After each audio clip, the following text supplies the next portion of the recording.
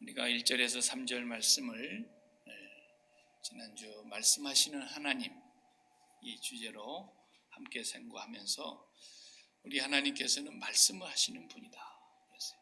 우상하고 비교할 수가 없어요. 우상은 말을 하지 못합니다. 우상은 앉아 있기만 하면은 치울 때까지 앉아 있어야 돼요. 세워놓게 되면은 다시 또 비 맞아서 녹슬고 곰팡이 피고 그러면 또 뽑아내 뿌리고 다시 바꿔서 세워놓을 때까지 안도 못합니다. 그런 게 우상이에요. 그런 우상을 세우는 이유는 제가 그랬죠. 우리가 말하고 싶어서. 우리 소원이 있거든요. 우리 정욕의 탐욕이 있거든요. 우리의 바람이 있거든요. 우리의 생각이 있거든요. 그래서 선악과를 따먹는 그 인간이 하나님의 주체성을 도둑질해서 내가 하나님의 주체도보다도 더 똑똑하고 더 잘나고 그래서 내 생각이 이러하오니 하면서 하나님 앞에 뭔가를 이렇게 하려고 하니까 우상이 하나 필요한 거예요. 그 행세를 하던 사람들이 하나님 앞에 와서까지도 하나님이 우상인 줄 알아. 하나님이 말씀하시는 분이라니까. 하나님은 생각이 너무 깊으셔서 우리의 생각으로는 가히 미치지 못하는 하늘과 땅 차이. 그래서 하나님의 생각이 있으시기 때문에 시편에 다윗이 그렇게 고백하잖아요. 주의 생각이 어찌 그리도 보배로우신지요. 주의 말씀은 주의 생각입니다. 그것이 모래알보다도 더 많도소이다. 그랬어요. 그러니까 우리가 항상 생각을 받아들이면서 사는 사람이 되라고 생각할 수 있는 reason, 이성이라는 기관을 우리에게 넣어주신 거예요. 지식의 부분이 바로 그 부분이에요. 계속 들으라고. 그래서 솔로몬도 주여 종이 듣게 싸우니 지혜로운 마음을 주사. 그 지혜로운 마음이랄 때 그 지혜가 듣는 마음이라 그랬어요. 언어에는 보면 듣는 마음을 주사. 우리는 늘 말씀하시는 하나님을 통해서 하나님의 음성을 매일 듣고 살아야 되는 거예요. 그것을 만족하지 못하고 맨날 또 일규야 그러고 나타나는 줄 알고 또 그런 소리만 들으려고 쫓아다니는 사람들이 항상 그런 사람은 이단에 걸립니다. 그런 식으로 신앙생활을 하려고 하는 사람은 꼭 넘어져요. 헛소리하고. 역대로 보면 그런 소리 듣고 다닌 사람들이 다 문제를 일으켰지, 교회가 변질되게 만들었지, 그렇지 않는 사람들이 교회를 시끄럽게 하는 일이 없어요. 성도들을 미혹하는 사람들이 다 그래요. 자기가 하나님의 음성을 막 듣는다 그래가지고 신령하게 보이는 줄 알고. 그러나 가장 중요한 정황무오한 하나님의 말씀은 이미 성경에 다 기록해 놓았습니다. 우리가 이 세상에 살면서 죽는 날까지 그리고 하나님을 아버지로 온전히 섬기는 굳센 믿음으로 세상을 이기고 하나님을 기쁘시게 하고 영광을 하나님께 돌리고 그의 나라와 의를 구하고 이렇게 살아가는 데 필요한 모든 말씀이 다 있어요. 부족한 게 없어요. 그래서 모든 성경은 하나님의 성령의 감동으로 된 것으로서 뭐라 그랬어요? 교훈하기에, 책망하기에, 의로 교육하기에 어떻게 해요? 부족함이 없어요. 그래서 하나님의 사람으로 온전케 하는데 이 말씀이 충분한 거예요. 충분한. 근데 뭘 또 들으러 다니겠다고. 그래서 저한테 막 어떤 사람이 와가지고 이게 하나님의 음성인지 아닌지 좀 알려달라고. 그럼 나는 항상 그 옆에 개가 2마리 지나간 거 있었더냐 없었더냐 내가 물어보는 거예요. 개소리 하지 말라 이거야. 개소리 하지 말라. 하나님이 물론 말씀을 들려주시는 때도 없지는 않지요. 아주 특수한 경우에 하나님이 꼭 필요하면 왜 말씀 안 들려주시겠어요? 왜 제 이름을 부르면서 말은 안 하시겠어요? 그렇게 하실 수 있어요. 그러나 사람들이 이렇게 중요한 하나님의 살아계신 말씀이 죽으신 하나님도 아니고 버젓이 이 말씀하신 분이 지금 살아계시고 한 번 말씀하신 그분은 변혁하지 않은 분이에요. 변하지 않는 분이에요. 그분의 말씀이 구약과 신약에서 하시는 말씀이 그때 내가 자꾸 좀 잘못 말한 것 같으니까 요즘에 와서 좀 바꾸자. 하나님 그러십니까? 그때 말씀이나 지금 말씀이나 영원토록 동일하신 하나님의 말씀이니까 이 말씀 들으려고 하지 않고 매 이상한 소리를 어디 가서 듣고 오려고 그러면 귀신이 그런 사람을 잘 찾아내요 또. 그래서 귀신같이 들려줍니다 또. 어쩌다 베개 하나는 맞을 수가 있죠. 귀신도 알아맞힐 때가 있는데 그러면 막 자기가 신통한 줄 알고 그러는 거예요. 어쩌다 맞은 거예요. 어쩌다. 귀신이 그렇게 잘 맞힐 것 같으면 그러면 이 세상에 점치는 사람들이 다 알아맞추게. 우리는 하나님의 기록된 말씀을 제일 소중히 여겨야 됩니다. 아주 특별한 경우를 일반화시키고 객관화시키려고 하면 안 돼요. 자기에게 있는 하나의 주관적인 어떤 체험들을 모든 사람들이 다 그렇게 해야 되는 것처럼 그걸 객관화시키거나 그러면 안 되는 거예요. 하나님 꼭 필요하면 꿈으로도 환하게 보여주셔가지고 잘못된 길로 가지 않게 하시고, 저는 미련하고 둔해서 하나님의 꿈으로도 아마 많이 점지해 주셨을 거예요. 근데 내가 못 깨달았을 때도 많고 멍청하게 지나갔을 때도 많았을 것이고 훗날에 가서야 그때 그 꿈이 그런 뜻이었구나 이런 때도 있었어요. 또 한 번은 너무 선명하게 보여주셔가지고 제가 사기꾼한테 넘어가지 않고 감옥 가지 않고 그런 일도 있었어요. 목사가 목사를 속이는 일이 있더라고요. 그래서 내가 그 목사를 잘못 만나가지고 내가 감옥에 갈 뻔했는데 그래서 그 인간만 목사가 감옥 가고 저는 감옥에 안 갔어요. 다행히. 얼마나 새벽 예배 하기 전에 하나님께서 꿈에 다 보여주시는 거야.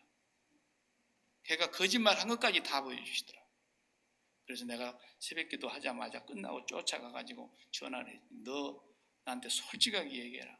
나는 그렇게 이상한 신비주의 목사가 아니다. 근데 하나님이 너무너무 선명하게 나한테 일러주시는데 네 사실로 얘기해봐. 그러니까 그 꿈이 참 신통하네요. 그러더라고. 쫓아가서 목을 비틀어 버리려다가 목만 안 비틀고 제가 왔어요. 그럴 수 있어요. 살다 보면. 근데 제 혼자 문제였기 때문에 그런 게 아니에요. 저하고 밑에 같이 연결되어 있는 목사님이 12분이 계셨어요. 저까지 해서 12이니까 11분은 저를 100% 믿고 따라오는 거야. 근데 나를 속이는 그 사람이 우리를 다 속인 거였죠. 만약에 내가 끝까지 속았으면 12사람이 다 큰 낭패를 볼 뻔했어요. 하나님이 그런 때는 너무 다급하니까 그렇게도 하시더라고요. 그렇지만 그런 개인적인 일을 막 객관화시켜가지고 자기가 그것 때문에 신령한 줄 알아. 얼마나 멍청하면 꿈에 가르쳐 주겠어요. 일규야, 너 지금 속는 거야. 너무 제가 멍청하게 끌려가니까 하나님이 답답하시고 다급하셔서 보내준 것이지 내가 신령해서 그런 겁니까? 근데 막 그런 거 하나만 이르면 그냥 조그만 일 하나 있으면 막 침소봉대 해가지고, 침소봉대가 뭔지 아시죠? 바늘 끄트머리 하는 걸 대나무만큼 크게 만들어가지고 자기가 굉장한 신령한 사람인 것처럼 그런 몇 마디 하면은 그냥 봉투 들고 쫓아갑니다. 또 그런 사람. 야, 이게 미신적인 이 무당기가 안 빠져가고 그래요. 우리 특히 동양 사람들이 너무 무당하고 한 5,000년 지내다 보니까 무당기가 있어요. 말씀이 제일 중요한 거예요. 제일 중요한. 이걸 못 믿으면 하나님 못 믿는 거예요. 창세기 1장 1절을 못 믿으면 그 사람 예수 안 믿는 거예요. 예수 믿는 사람 창세기 1장 1절이 다 믿어지는 거예요. 태초에 하나님이 천지를 창조하셨단 말이에요. 멍청한 소리 하지 말란 말이에요. 어디가 저절로 됐다 그러느냐 말이에요. 예수를 믿으면 제일 소중하게 여기는 것이 성경입니다. 성경. 오늘 또 말씀하시는 하나님. 그 말씀이 성령으로 기록된 말씀이기 때문에 성령을 통해서 오늘 또 우리 시대에 동일하게 해석하시는 하나님. 그게 이제 설교로 또 선포가 되지 않습니까? 그래서 이 하나님이 보내신 예수 그리스도는 하나님의 말씀이다 그랬어요. 시대마다 우리 조상들과 선지자들에게 그렇게 말씀을 많이 하셨던 하나님이 다양한 방법으로 말씀을 하시더니만 꿈으로도 우림으로도 선지자로 글로 사건으로 여러 가지 일들을 통해서 하나님 말씀하시더니만 이 모든 날 말세에 와서는 아들로 우리에게 딱 말씀하셨어요. 그러니까 이제 예수 그리스도로 말씀하신 것 외에는 더 이상 말씀이 없습니다. 그걸 아셔야 돼요. 예수 그리스도 말씀이 끝이에요. 더 말씀 주세요. 그건 사탄이요. 그건 이단이요. 그건 이미 그리스도를 벗어난 사람이에요. 예수 그리스도가 말씀의 총하요, 구약의 모든 구약의 말씀의 결론이요, 예수 그리스도는 하나님의 완전하신 말씀이세요. 더 이상 다른 말씀을 구하지 말라고요.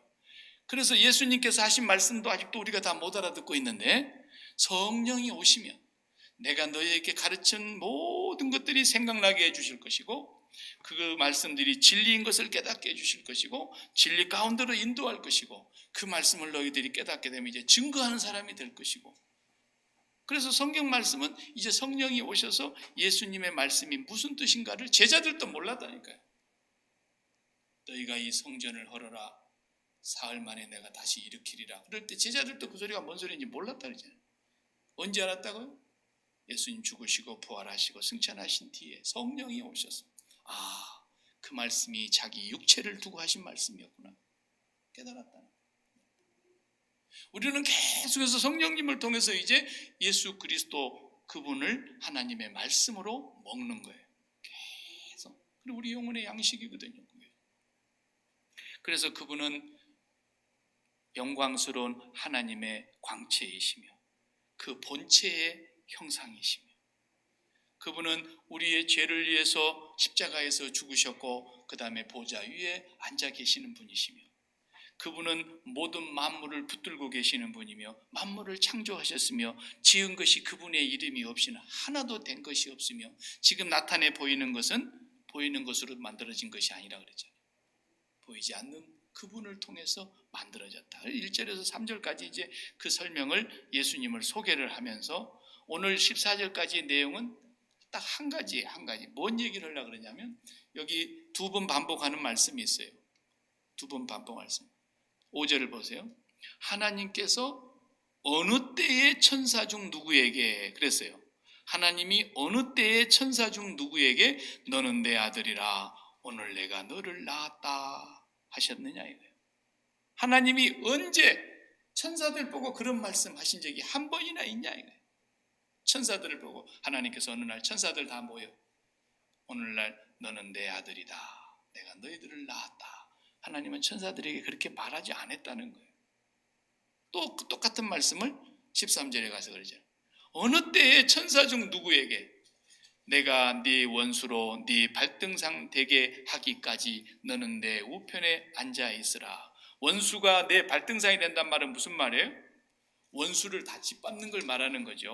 원수를 완전히 다 멸하는 그때까지. 그것이 누가 하실 일이에요? 예수 그리스도께서. 예수님이 하실 그 권세인데, 어느 때에 천사 중 누구에게 그런 권세를 준 적이 있냐?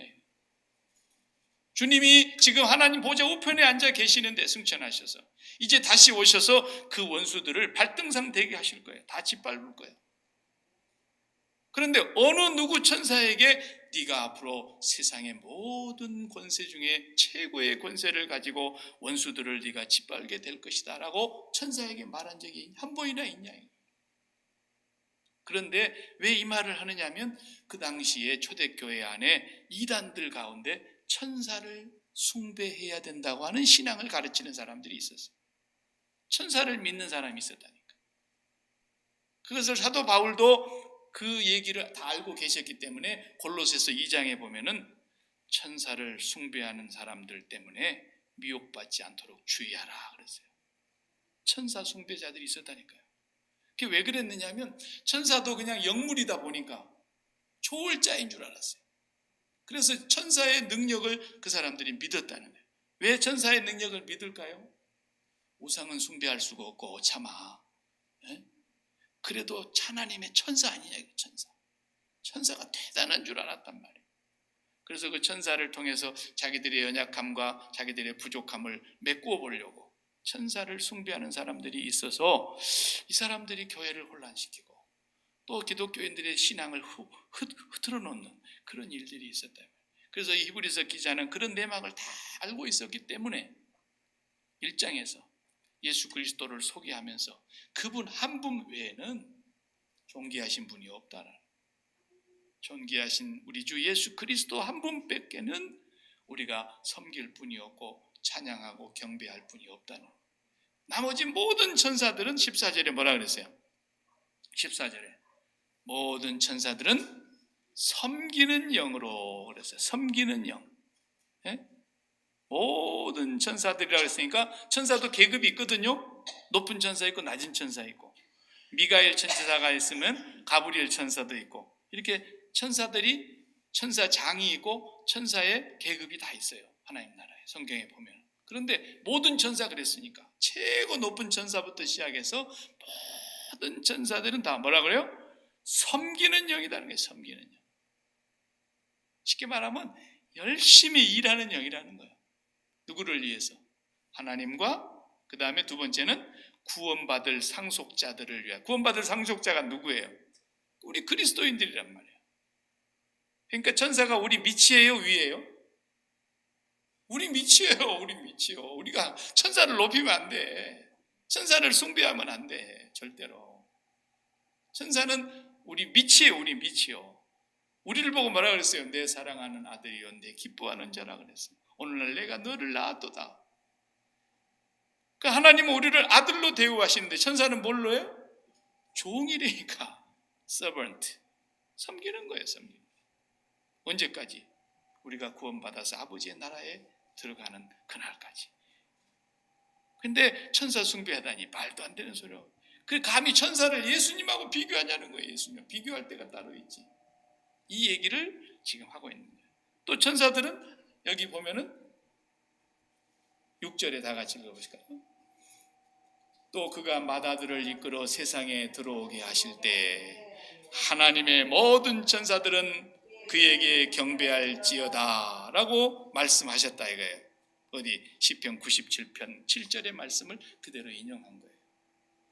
그러니까 성경에 보면 구약 성경이 예수 그리스도를 예언하고 있는 말씀이잖아요. 그 예수 그리스도를 소개하고 있는 말씀, 시편 2편에서부터 오늘 우리가 인용하고 있지 않습니까? 시편 2편에 너는 내 아들이라 오늘 내가 너를 낳았도다 하신 5절의 말씀도 시편 2편 7절의 말씀을 그대로 가지고 와서, 그러니까 시편 2편은 예수 그리스도 메시아 찬양시거든요. 그게. 그래서 시편 150편 가운데 아주 예수 그리스도를 직접적으로 아주 지목해서 얘기하고 있는 시편이 7개가 있어요. 그 중에 첫 번째가 2편이야.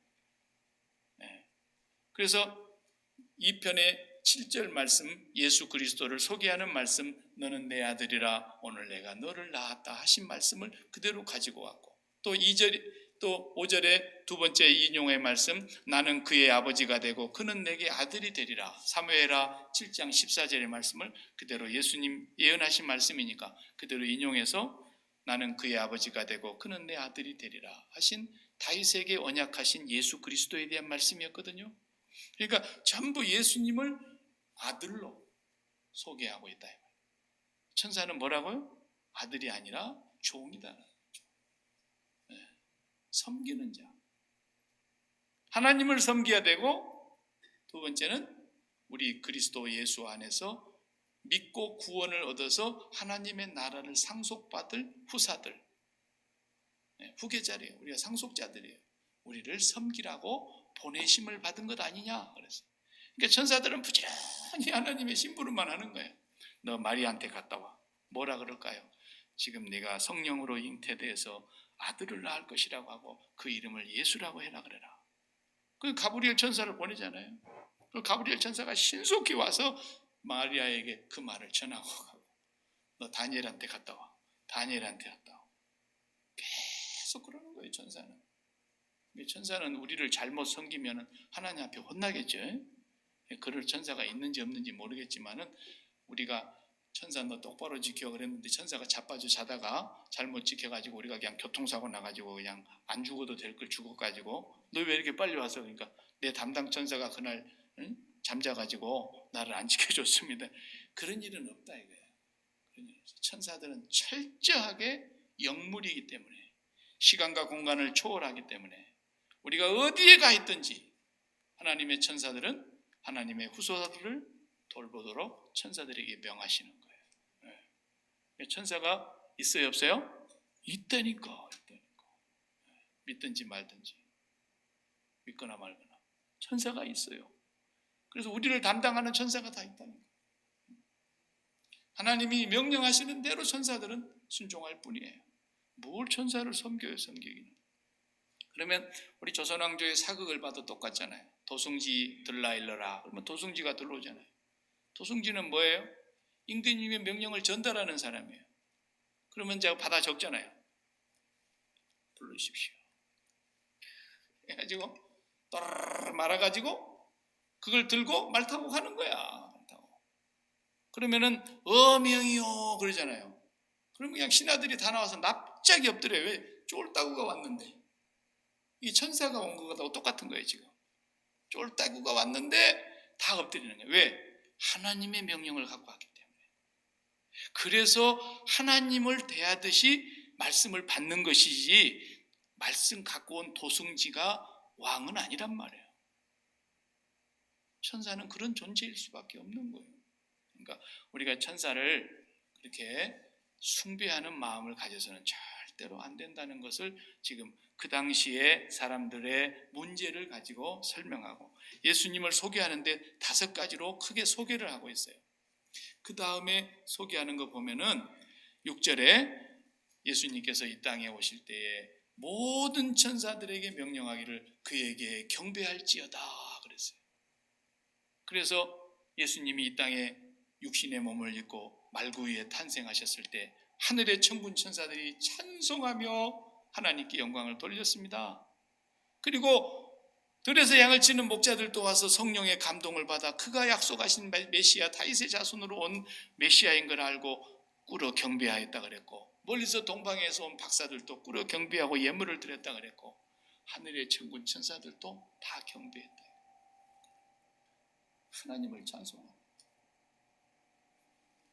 그리고 또 그의 아들에 관하여 8절에 또 뭐라 그랬습니까? 7절에 또 천사에 관하여는, 천사들은 어떤 존재냐? 그는 예수님을 말해요. 예수님은 그의 천사들을 바람으로, 그의 사역자들을 불꽃으로 삼으셨다.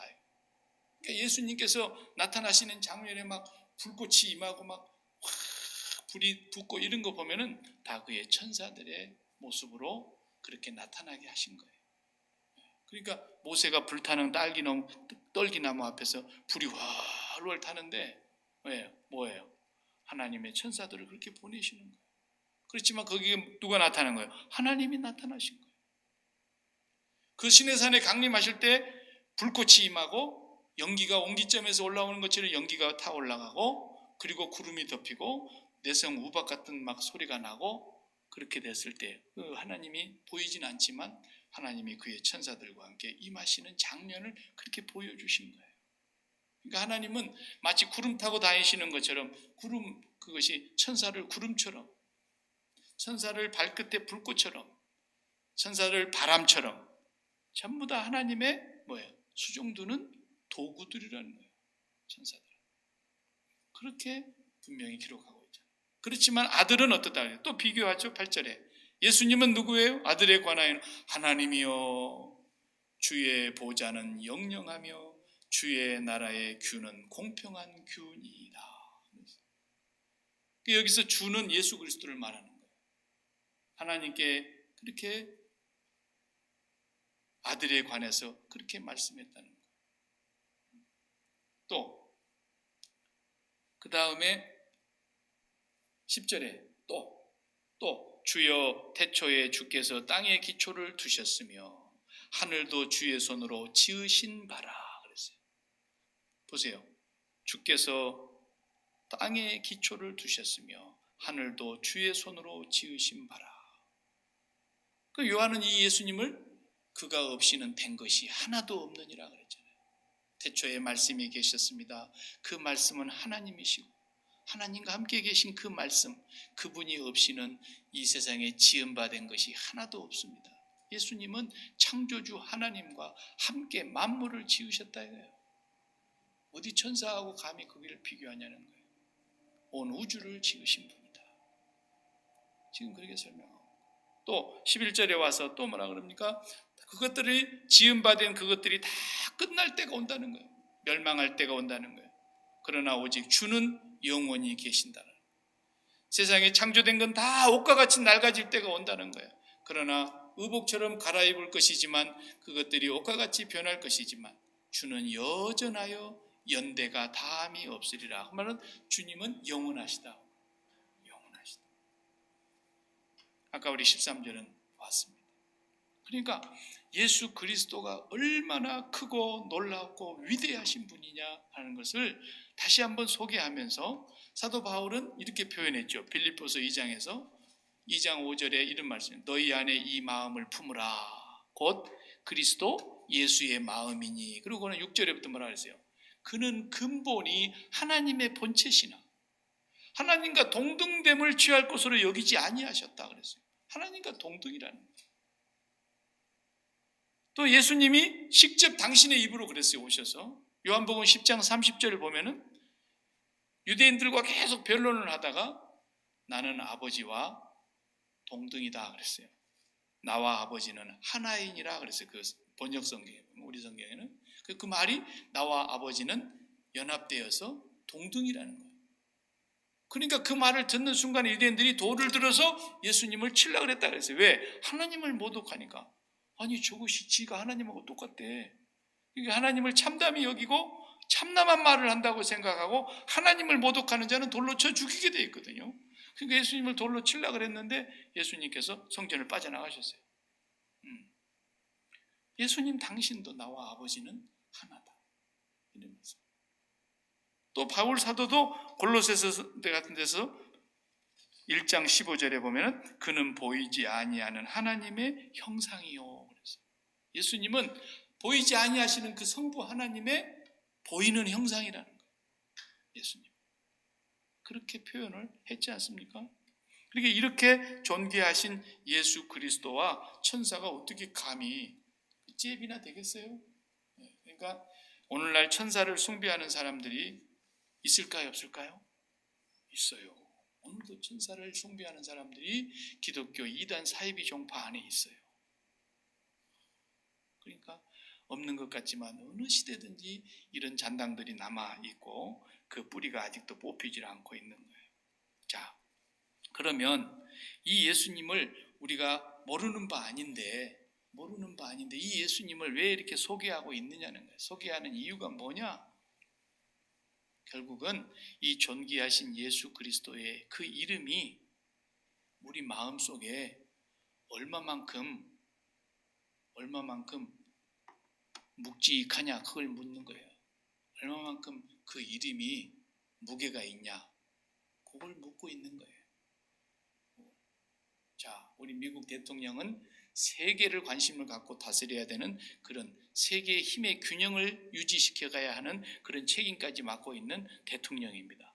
그래서 오늘날 미국의 그 많은 군인들이 해외에 파견 나가 있고 전쟁을 일으키지 못하도록 힘의 균형을 밸런스를 잡느라고 미국만 보냅니까? 이 오대양의 그 넓은 바다에 지금 미국의 항공모함들이 미국의 구축함들이 얼마나 많이 떠 있는지 모릅니다. 저 중동 쪽에도 하나 함대가 가 있고 항공모함이 가 있고 우리나라 지금 동해바다도 항공모함이 하나 와 있습니다. 5대양 6대주를 다 힘의 균형을 잡기 위해서 항공모함들이 바다에 다 떠 있는 거예요. 그리고 바이든 대통령의 명령에 의해서 국방부 장관으로 하달이 돼가지고 그 모든 군인들이 다 지시대로 움직이는 거예요. 어디로 이동하라, 어디로. 또 위에 떠 있는 함대만 있는 게 아니에요. 물속에 깊이 잠수함이 오만 가지 길을 다 지금 휘젓고 다니는 거예요. 그러면서 정보를 다 캐고. 이번에도 중국이 잠수함을 엄청나게 많이 만들어 놨잖아요. 그래가지고 남지나 해상에 지금 잠수함 그 부대가 있어, 중국이. 거기에 다 있는데, 거기 그 많은 잠수함들이 있는데, 그냥 미국이 구축함 하나가 딱 배에 띄워놓으니까 한 대도 못 나가는 거예요. 한 대도. 그렇게 큰 잠수함들이 한 대도 못 나가고 그냥 고철덩어리처럼 기지에 딱 정박해 있는 거예요. 왜 못 나갑니까? 잠수함 나가면 엔진 소리를 다 녹음하거든, 구축하면서. 그래서 엔진 소리만 듣고 오늘 누구 나가는 걸 다 알아버리기 때문에 그 정보가 노출될까 봐서 꼼짝 못하고 있다잖아요. 지금 이번 뉴스에 나옵니다. 미국은 20대의 항공모함이 있어요. 20대. 제너럴 포드 대통령의 이름을 딴 제너럴 포드급 함대가 제일 큰 게 3대가 있고, 그리고 니미츠 함급 정도 되는 그 다음 급이 한 17대 있고 20대가 있어요. 그게 돌면서 계속 순환하면서 6개월 나가 있으면 또 와서 6개월 동안 보수해갖고 또 다음 배가 나가고 계속 돌리면서, 여기 어디입니까? 이 앞에 시애틀 앞에 섬에 거기, 거기도 그 항공모함들이 거기 들어오고, 또 버지니아 쪽에 동부 쪽에도 항공모함이 들어오고 계속 그래요. 무슨 얘기하려고 그러냐면 그 큰 항공모함 안에 있는 그 한 5천 명씩 근무하고 있는 그 병사들은요, 바다를 두려워하지 않아요. 항공모함 안에 있으면 항공모함이 흔들리지도 않아. 배 안에 있으면. 이 조그마한 나룻배야, 그냥 고깃배는 그냥 조금만 찰랑거리면 흔들흔들해서 멀미하지만은 항공모함은 흔들림도 없어요. 웬만한 태풍에는 잔잔하게 떠있는 섬이야. 5천 명이 사는 하나의 도시가 거기에 떠 있어. 그 병사들이 바다를 두려워하느냐? 두려워하지 않아요. 어디서 뭐가 날아오든지 레이더에서 이미 다 잡아내가지고 떨어지기 전에 이미 다 끝내버리기 때문에 거기에 수십 대의 전투기들이 타 있고 핵무기가 탑재되어 있고 바다를 안 돌려. 바다하고 항공모함하고 비교해보면 항공모함은 바다의 크기에 비하면 억분의 1도 안 돼요. 아무리 항공모함이 크다 해도 바다에 비하면, 태평양에 비하면 항공모함 크기는 뭐 억분의 1도 안 되죠. 조그만한 배죠. 그래도 그 큰 바다를 두려워하지 않는다니까요. 다 잊고 다니는데.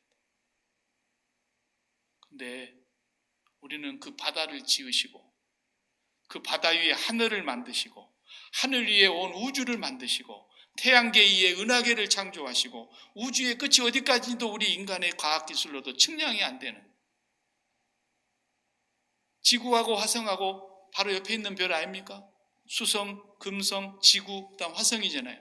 그 옆에 있는 별을 날아가는데 그렇게 빠른 시간에 날아가는 별에 가는데도 7개월이 걸려요. 7개월. 1초에 몇십만 마일을 가는, 그렇게 많이 날아가는, 빛과 같이 날아가는, 1시간에 몇십만 마일을 날아가는, 그렇게 빨리 날아가는 윙공으로 날아가도 7개월 걸려가지고 화성에 도착했잖아요. 미국에서. 이번에 중국에서도 하나 도착했고. 그렇게 오랫동안 날아가야지 화성이라는 별 하나가 있어요. 지구 옆에. 그런데 그 태양계가 얼마나 크겠습니까? 거리가 그러면. 상상이 안 되지 않습니까? 우리 수학으로는. 천문학자들이나 계산하는 거지. 그런 태양계보다도 더 큰 은하계가 있잖아요. 저 위에. 그 은하계가 하나만 있는 것이 아니라 몇 개가 있는지 셀 수가 없다잖아요. 그럼 우주의 넓이가 얼마만큼 크겠습니까? 태평양을 만드신 분이 아니라 저 우주를 창조하신 그분이 존귀하신 예수 그리스도라 이 말이에요. 그분의 이름의 무게가 우리 속에서 느껴지냐는 거예요. 태평양에 떠 있는 함대도 태평양을 안 무서워하는데 우리는 그렇게 큰 분의 이름을 마음속에 주여 주여 하면서 날마다 부르시는데도 돈의 무게에 꼬꾸라져요. 돈의 무게. 그까지 그 돈의 무게에 꼬꾸라진다니까. 믿음이 있는 거예요, 없는 거예요? 없는 거예요. 그러니까 예수님께서 주여 우리가 죽게 된 것을 왜 돌아보지 아니하시나이까. 그러니까 아이고, 예수님도 인지상정이라고. 그래, 얼마나 무서웠냐. 그러면 어디 뭐 안 되는 것도 아니잖아요. 그런데 예수님 뭐라 그래요? 도대체 너희들 믿음이 어디 있냐? 책망하시잖아요. 책망하시죠. 예수님의 마음속에 느껴지는 하나님의 이름의 무게는 온 우주보다도 크신 분이 거기 계시기 때문에 꼼짝을 않는 거예요. 근데 그 안에 같이 타고 있는 12명의 제자도 그들 마음속에 하나님의 이름이 있잖아요. 그리고 그 예수님을 향해서 주는 그리스도시요 살아계신 하나님의 아들입니다 고백했잖아요. 그런데도 풍랑이 오니까 주여 우리가 죽게 된 것을 믿어야. 그게 인간이라는 거예요. 그러니까 우리 마음속에 그 예수님의 이름의 크기가 얼마만큼 느껴지느냐가 그분의 믿음의 크기다, 그런 뜻이에요. 네 믿음이 어디 있느냐 그러면은 바로 증거가 그거예요. 내 마음속에 느껴지는 하나님의 이름의 크기가 얼마만큼 느껴지냐는 거예요. 항공모함도 태평양 바다를 두려워하지 않고 그 안에 타 있는 군인들 5천 명이 넘는 사람들이 바다의 풍랑을 무서워하지 않는데, 하나님의 이름을 갖고 있는 오늘 우리가 이 세상을 두려워한다는 것은 말이 안 된다는 거예요. 믿음이 없는 거라는 거예요. 그래서 오순절에 성령이 그래서 오신 거예요. 성령이 오셔서 이제 우리가 그 하나님을, 실제로 보이지 않는 그 하나님을 가장 현실감 있게 느끼게 해주실, 사실로 계시는 그분이 눈에 보이지만 않고 잡히지만 않지, 그러나 성령이 오셔서 이 존귀하신 예수 그리스도와 그를 보내신 하나님 아버지가 나의 삶에서 날마다 최고의 현실로 더 느껴지고 더 느껴지고 그 이름이 내 마음에 충만하게 하시려고 성령이 오신 거라니까. 그래서 성령을 딱 받고 나니까 제자들의 반응이 어떻게 나옵니까? 전부 다 사는 것은 거지같이 사는데, 안 그래요? 집을 갖고 있기를 합니까? 다 빼앗기고 도망 다니고 짐승 가지고 하나 둘러쓰고 유리 방어하며, 집이 없어서 그냥 토구를 파놓고 그 굴 속에서 300년씩 카타콤을, 우리가 성지순례라고 하는 것이 그 카타콤 아닙니까? 터키에. 그 초기 그리스도인들이 다 굴 파고 들어가서 300년을 거기서 살아. 300년. 그렇게 되도록까지 로마가 기독교를 핍박하는 것이 313년에 끝났으니까 300년 동안을 그 핍박을 피해서 그들은 집도 없이 굴 속에서 살았고, 거기서 자식 낳고 또 다음 세대가 태어나고 또 다음 세대가 태어나고 그러면서 살았지만은, 너희가 세상에서 환난을 당하나 담대하라, 내가 세상을 이기었노라. 왜? 예수 이름의 무게감이 그렇게 컸다 이거예요. 컸다. 조 바이든의 이름은 얼마나 클까요? 그것도 부른 사람에 따라 다 달라요. 행정부 장관으로 조 바이든이 자기를 불러줘가지고 너 국방부 장관, 너 국무부 장관, 너 국토안보부 장관 다 이렇게 장관으로 임명해놨으니까 행정부의 장관들이야 조 바이든의 이름이 좀 무게감이 느껴지겠죠. 왜냐하면 자기 직수상관이고 자기 생명줄이니까. 그렇죠? 그러나 나같이 뭐 그저 이민 와갖고 그냥 사는 사람은 조 바이든의 이름이 내게 뭐 얼마나 무게가 있겠어요. 더구나 이민 와갖고 사는 우리 사람들은 대한민국에 있는 문재인 대통령의 이름이 얼마나 무게감이 있습니까, 우리가? 그러나 행정부 안에 있는 장관들은 이름을 무게감 있게 받아들여야죠. 잘못 받아들이면 그건 장관 자격 없는 거야. 오늘 우리가 예수님의 이름이 얼마만큼 내 마음속에 실제로 느껴지느냐를 지금 히브리서 기자는 얘기하는 거예요. 그게 안 느껴지니까 너무 기가 막힌 거야. 천사를 섬기네, 천사를. 하나님이 만드신 천사를, 예수님이 만드신 천사를, 그런 천사 그따위를 섬기고 숭배하고 있으니 얼마나 기가 막힐 노릇이냐. 그래서 히브리서의 기자는 초장에 예수 그리스도를 소개하면서 어느 중 천사에게 너는 내 아들이라고 오늘날 내가 너를 낳았다고 한 천사가 누가 있냐? 어느 중에 천사 중에 내가 네 원수를 발등상 되게 하기까지 내 우편에 앉아있으라, 그런 천사를 둔 적이 어디 있냐 말이야. 예수 그리스도 외에는 그런 분이 없다. 오늘 저와 여러분이 마음속에 정말 예수님의 이름이 얼마만큼 무게감 있게 느껴지는가 잘 보시기 바랍니다. 그저 예수님의 이름이 깃털처럼 바람 불면 날아가 버리는 그런 이름인가? 아니면 풍랑이 와도, 거친 풍랑이 와도, 오늘 우리 복음 찬송 아침에 아까 우리 시작할 때 불렀던 것처럼 거친 풍랑 속에서도 내가 예수 이름 하나만 붙들고 있어도 세상이 나를 감당할 수 없는 그 힘이 어디서 나와요? 주님의 십자가 붙잡고 세상에 대하여 죽을 때만 나오는 거예요. 세상에 죽을 때. 그러니까 저 도둑놈 깡패들도 덩치가 커서 깡패 두목하는 게 아니라 그랬잖아요. 바람 불면 날아가겠고 발 한번 걷어차면 심리 밖으로 날아갈 것 같이 생긴 그런 빡깍 마른 박목서 같이 생긴 애가 두목을 하는 게, 두목을, 깡패 두목을 그냥 어깨가 그냥 남산만씩 하는 애들이 왔고 고개를 푹 숙이면서 형님 그러면 그 왜 그런 보잘것도 없는 것이 깡패 두목을 한 줄 아세요? 깡패 진짜 두목한 사람한테 내가 들은 얘기예요. 어떻게 해서 그 사람이 깡패 두목을 하냐? 자기 와이프가 얘기를 해주는 거야. 와이프가 목사님 저기 애기 아빠요 저렇게 봬도요 왕년에요 그러면서 당신 쓸데없는 소리 한다고 그러는데도 부인이 다 고자지라는 거야. 부인이. 근데 내가 물어봤어요. 어떻게 그렇게 보기에는 나하고 몸이 비슷한데 깡패 두목을 합니까? 그러니까 그 양반은 말이 그 말이에요. 내가 오늘 어떤 일을 닥쳐도 오늘 나는 마지막 죽는 날이다. 그리고 덤비면 거기 앞에는 장사가 없다는 거예요. 싸움을 해도 너 오늘 제삿날이다. 나도 오늘 제삿날이다. 딱 날짜 잡아놓고 싸운다는 거예요. 오늘 나는 너하고 싸우다 나 죽어도 괜찮다. 네 죽고 나 죽고 한번 해보자. 그리고 달라들면요 다 무릎 꿇고 형님 그런데요. 그 앞에서. 아니 세상에 깡패 놈이 해먹어도 나 죽었어 그러면 그 앞에 무릎 꿇는다잖아요. 나 죽었다고 각오하고 달라들고. 그렇잖아요. 아무리 맞아도 날마다 도시락 싸들고 달려들면요 그거요 때린 사람이 못 해봅니다. 그것이 세상에 깡패도 아는 이론이라니까요. 근데 우리를 보고 날마다 죽으라 그러잖아요. 날마다. 사도 바울이 예수 그리스도 앞에서 이 세상에 대하여 우리가 날마다 죽었음을 어떻게 알아요? 십자가를 바라보면서. 모세가 광야에서 구리뱀을 달아놓고 저거 쳐다봐라 했던 것처럼 높이 들린 그 인자의 십자가를 바라보면서 그 죽음이 나의 죽음인 걸 날마다 확인하라는 거예요.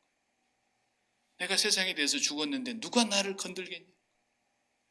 이런 사람은 세상이 감당치 못하다 그랬잖아요. 나중에 히브리서에 나옵니다. 톱으로 켬을 당하고 히브리서 11장 믿음장에 가면 나오지 않습니까? 잡아가서 가죽을 벗기고 산채로 톱으로 켜고 불로 태워 죽이고 창으로 찔러 죽이고 짐승의 밥으로 던져서 갈기갈기 밥으로 찢어 먹히게 하고 죽이고 그렇게 하는데도 세상이 감당하지를 못하는 거예요. 왜? 세상에 대하여 죽었기 때문에. 그것이 사도 바울의 고백이었던 거예요. 갈라디아서 6장 14절 말씀대로 내가 예수 그리스도의 십자가 외에는 결코 자랑할 것이 없나니 내가 세상에 대하여 십자가에 못 박혔고 세상이 또한 나에 대하여 그러하니라. 세상에 대하여 죽고 나니까 세상이 나를 감당할 수가 없더라는 거죠. 그래서 예수 그리스도를 계속 바라다보는 거예요.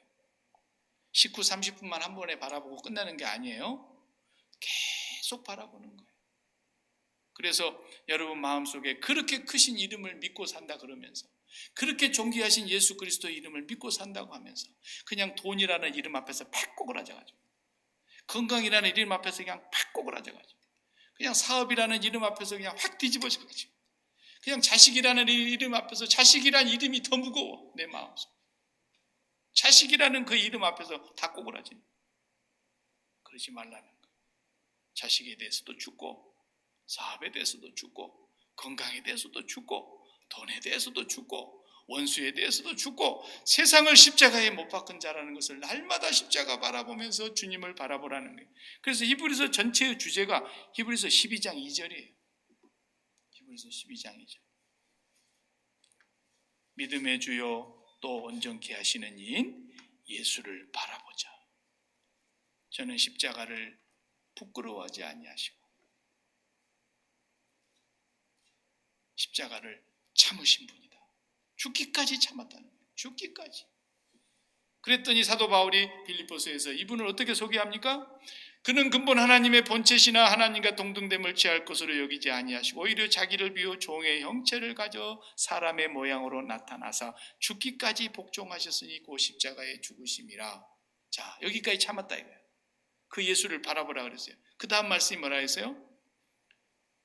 십자가의 죽으심이라.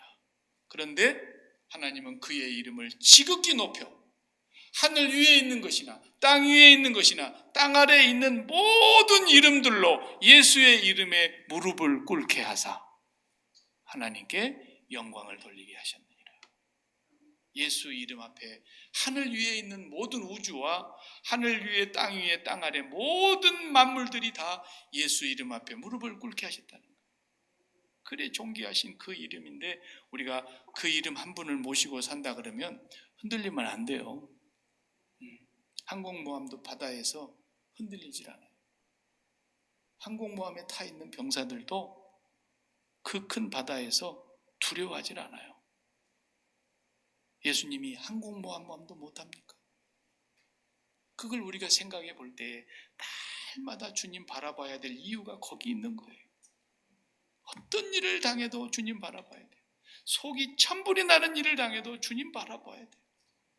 내게 가장 소중한 일이 내게 생겼어도 그것을 십자가에 못 박고 주님 바라봐야 돼요. 주님, 오늘 나에게 이렇게 좋은 것을 주십니까? 세상에 나 같은 죄인이 무엇이길래 이렇게 나에게 좋은 걸 주십니까? 그래도 나는 이렇게 좋아도 주님과는 바꿀 수가 없습니다. 그러면서 주님을 선택하라고 우리에게 기회를 주시는 거예요. 기회를. 근데 하나 줘봤더니 그냥 낼름 받아먹고 정신을 딱 잃어버리네. 그건 신앙이 아니다. 아무리 좋은 것을 줘도 주님하고는 내가 바꿀 수가 없습니다. 아무리 어려운 일이 생겨도 주님 십자가에서 나는 이미 죽은 자입니다. 날마다 주님을 바라보면서. 그러니까 이삭을 줘봤더니 이삭을 하나님과 바꿔버리잖아요. 아브라함이. 나는 이 이삭을 주신 것 감사하지만 아버지와는 바꿀 수가 없습니다. 그러면서 단위에 올려놓고. 그러니까 이름의 무게를 날마다 재보시기 바랍니다. 매일 살면서. 다윗이 갖고 있는 예수 여호와의 이름, 사울과 그의 군대가 갖고 있는 여호와의 이름, 골리앗 앞에서. 근데 사울과 그 군대는 벌벌벌벌 그 여호와의 이름을 다 그들도 갖고 있었지만 말로는 만군의 주 여호와라 그랬지만 깃털 같은 이름이에요. 깃털 같은 그 마음 무게가 달아보면 그러나 다윗 소년의 마음속에 여호와의 이름은 온 우주를 창조하신 만군의 주 여호와의 이름으로 내가 오늘 간다. 너는 새의 밥이 될 줄 알아라. 이렇게. 오늘 우리는 이 예수님을 모르는 게 아니잖아요. 배에 탄 사람들이 12제자들이 하나님을 모르는 게 아니잖아요. 우리도 지금까지 예수 이름을 얼마나 많이 불렀습니까? 로마서 10장에 보면은 누구든지 주의 이름을 부르는 자는 구원을 얻으리라. 그 복음이에요. 그러나 예수님은 또 나더러 주여 주여는 자마다 다 천국에 들어갈 것이 아니라 그랬어요. 두 개가 다 하나님의 말씀인데 모순이 되잖아요.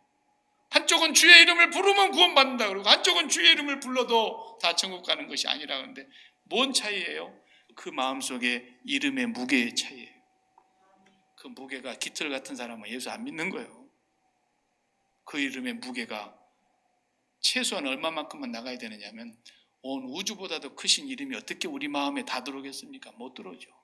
그러나 최소한 지구보다는 무거워야 돼. 지구보다는. 우리가 살고 있는 지구보다는 예수 이름이 무거워야 됩니다. 그래서 이 지구상에서 일어나는 어떤 일이 벌어져도 마지막 내 지구상에 내 목숨이 이제 숨이 끊어지는 그 순간이 와도 예수 이름이 내 안에 있기 때문에 흔들리지 않는, 그리고 그 예수 이름을 찬양하면서 경배하면서 아버지 앞에 갈 수 있는 그런 이름을 우리에게 주셨다 이 말입니다. 기도하십시다. 하나님 감사합니다. 적어도 우리가 예수 이름을 지금까지 예수 믿고 나서